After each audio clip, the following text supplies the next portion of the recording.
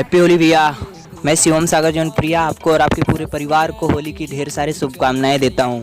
आज के वीडियो में मैं बताना चाहता हूं कि मेरे ही गांव के एक मनीष यादव जो कि एक्टर हैं, बहुत ही अच्छा एक्टिंग करते हैं और उनका कहना था कि हम एक सॉन्ग भी गाएं।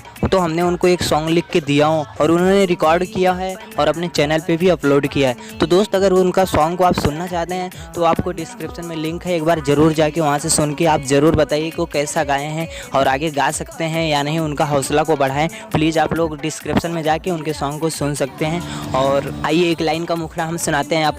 आज होली के दिन भैया बीत गईल अब सर्दी, मौसम भी अब बनल सुहाना, ना अब रहल बेदर्दी। बुरा न मनिहा होली बाना सा भांग के जब चढ़ जाई, घोरा रंगया बीर उड़ेदा। और एक बात बताई, रंग से आज नहलाई देवर के भौजाई। रंग से आज